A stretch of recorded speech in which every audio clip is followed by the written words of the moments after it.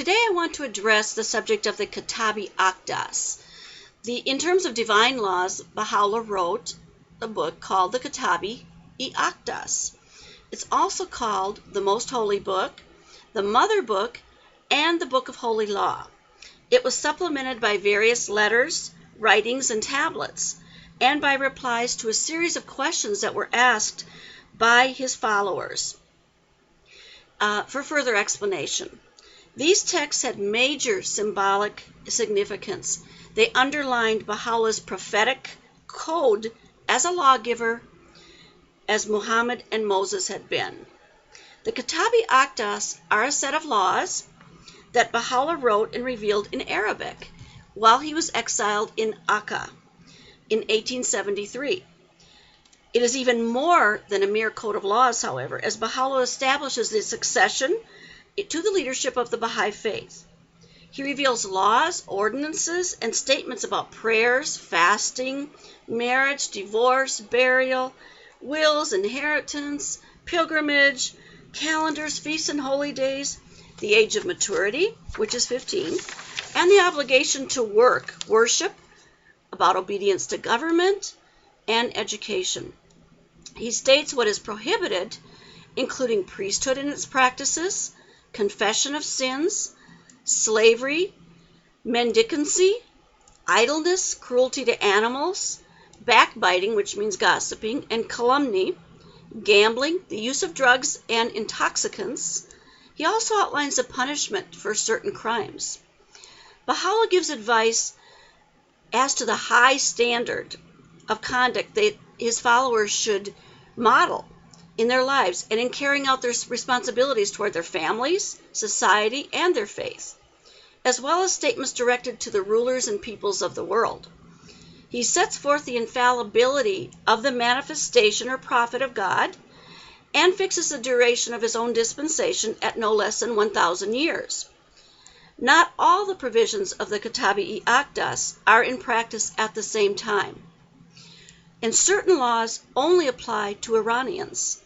Baha'u'llah urged Baha'is to implement the laws gradually, with tact, and with wisdom. To avoid disturbances and dissension, the laws of the Kitab-i-Aqdas are absolutely binding on every believer or Baha'i institution, whether it's in the eastern part of the world or the western part of the world, whenever practicable and not in direct conflict with the civil law of that land. Certain laws, such as fasting, prayers that are obligatory, the consent of parents before marriage, avoidance of alcoholic drinks, and monogamy, should be regarded by all believers as universal and vitally applicable immediately.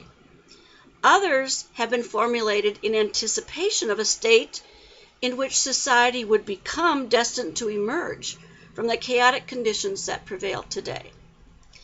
The book stands out in the principles it offers, the administration and different institutions that it ordains, and the function with which it invests to his appointed successors.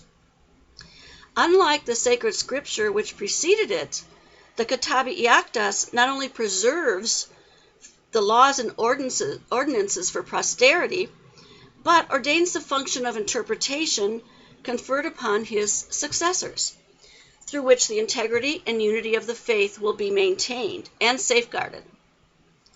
Apart from these provisions, Baha'u'llah asks his followers to interact with amity and concord, and without discrimination, with believers of all religions, warns them to guard against fanaticism, sedition, pride, dispute, and contention, stresses the importance to his followers of immaculate cleanliness, strict truthfulness, spotless chastity, trustworthiness, hospitality, fidelity, courtesy, forbearance, justice, and fairness. He declares that true liberty consists in man's submission to the commandments, and cautions them not to be indulgent in carrying out his statutes. Baha'u'llah has characterized the laws and ordinances that constitute the major theme of this book as the highest means for the maintenance of order in the world and for security of all peoples of the world.